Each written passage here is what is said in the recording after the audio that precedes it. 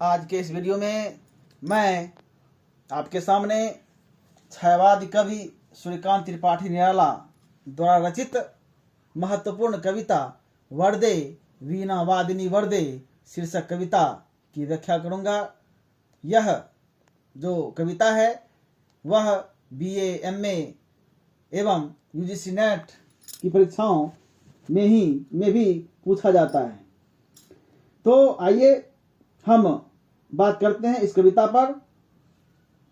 तो कवि कहते हैं, वर्दे वीणा वादिनी वर्दे, हे माँ वर देने वाली माता, हे माँ शारदे, आप हमें वर दीजिए।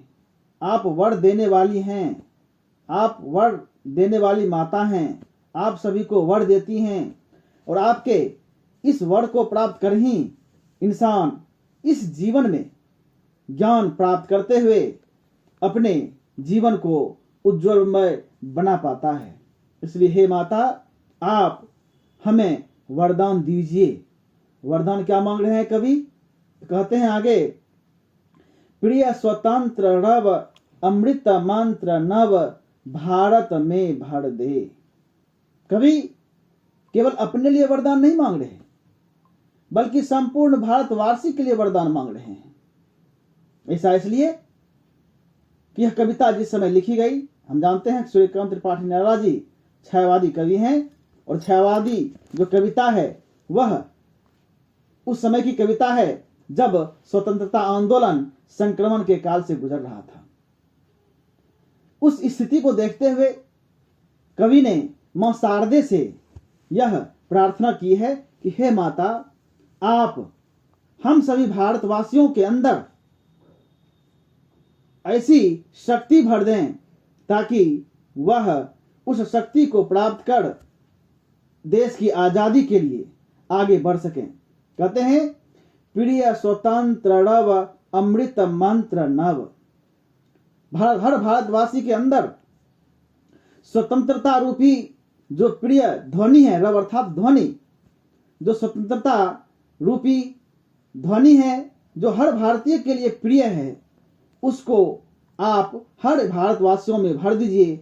अमृत मंत्र नव, और एक ऐसा मंत्र जो भारतवासियों को अमृत तत्व को प्रदान कर सके, ऐसा नया मंत्र भारतवासियों में भर दीजिए ताकि वह निर्भय होकर, निडर होकर अपने देश को आगे बढ़ा सकें, देश को आजादी की ओर ले जा सकें। इसलिए हे माता, आप संपूर्ण भारतवासियों में स्वतंत्रता की ध्वनि और अमृत तत्व का जो नया मंत्र है उसे भर दें। आगे कवि कहते हैं, भारतवासियों की जो स्थिति है, जिस बेचैनी से भारतवासी गुजर रहे थे, जिस तरह से भारतवासियों के अंदर एक तरह से कह सकते निराशा का भाव था, अज्ञानता के अंधकार का भाव था, उस बात को लेकर कवि अगली पंक्ति में कहते हैं, काट अंध उड़ के बंधन स्तर बहा जननी ज्योतिर्मय निरझड़ कलुष भेद तम हड़ प्रकाश भड़ जगमग जग कर दे। कवि कहते हैं, काट अंध उड़ के बंधन स्तर। जो स्थिति है अंग्रेजों की गुलामी की दास्ता को झेलते हुए भारतवासियों के अंदर जिस तरह से अज्ञानता का अंधकार भर चुका है, वह छटपटा रहा है अंदर ही अंदर। उसे कुछ दिखाई नहीं पड़ रहा कि अब हम अंग्रेजों से किस रूप में उससे सामना हम कर पाए। तो भारतवासियों के अंदर जो अंधकार भरा हुआ है, उसके हृदय में, उड़ अर्थात हृदय, भारतवासियों के हृदय में जो अज्ञानता का अंधकार भरा हुआ है, हे माता, आप उसे काट दें, अर्थात उसके अज्ञानता के अंधकार को, उसके हृदय में जो स्थित है अज्ञानता रूपी अंधकार, उसे काटते हुए उसे आगे क्या करना है? ज्योतिर्मय निरझड़। आप ज्ञान रूपी ज्योति, ज्ञान का प्रकाश उनके अंदर भर दें।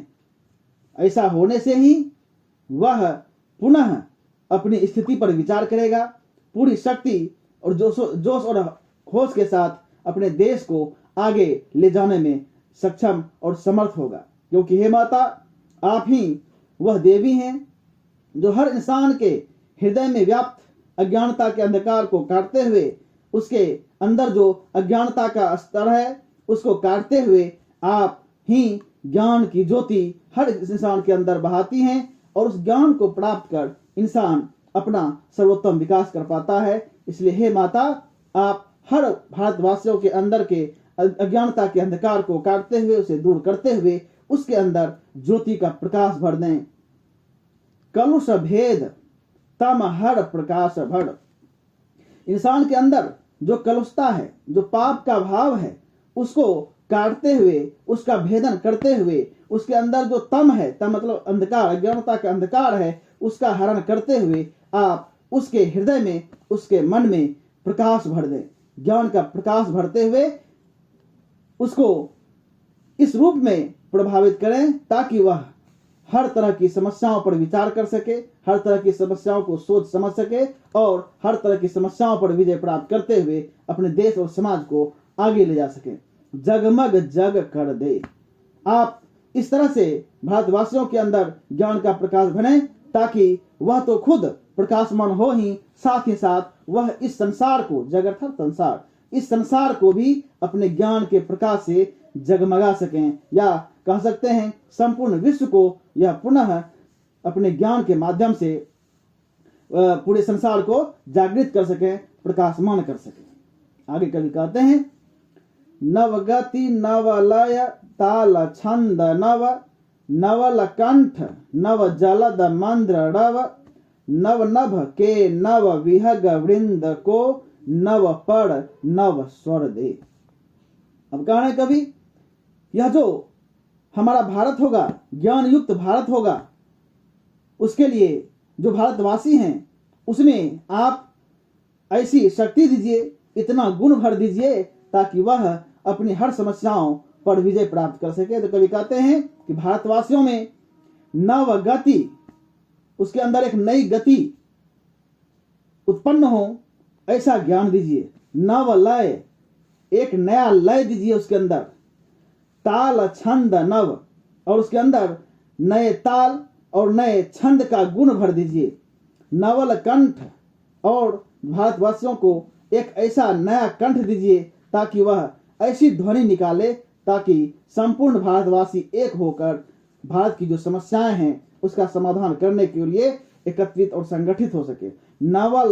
नव जलद मंद्र रव, और उसके अंदर जो रव अर्थात ध्वनि, आवाज, ऐसी मधुर आवाज उसके अंदर, उसके कंठ में भर दीजिए जैसी कि जो गंभीर बादल, जलद मतलब बादल की जो गंभीर आवाज होती है, वैसी ही गंभीर आवाज भारतवासियों के कंठ में भर दीजिए ताकि वह अपनी आवाज से, अपनी ध्वनि से, अपनी वाणी से संपूर्ण भारतवासियों को आकर्षित, सम्मोहित करते हुए उसे वर्तमान समाज की समस्याओं पर विचार करने हेतु प्रेरित कर सके। नव नभ के नव विहग वृंद को, यह जो ज्ञान युक्त नया आकाश होगा, नव मतलब आकाश, यह नया ज्ञान प्राप्त कर जो नए युवाओं का एक तरह से कह सकते हैं कि आकाश रूपी समाज निर्मित होगा, उसमें नव नभ के नव विहग वृंद को, ये नया आकाश, नया समाज, और उस नए समाज में रहने वाले जो हमारे विहग वृंद, नए नए पक्षियों का जो समूह होगा, नए नए युवाओं का जो समूह बनेगा, उस समूह को नव पड़ नव स्वर दे, उसे नया पड़, नया पंख और उसे नया स्वर दो ताकि वह अपनी तमाम तरह की समस्याओं पर विजय प्राप्त करते हुए अपना सर्वोत्तम विकास कर सके, समाज को नई दिशा दे सके। हम जानते हैं कि जो युवा पीढ़ी होती है, जो युवा वर्ग होता है, उसी पर देश का भविष्य टिका होता है।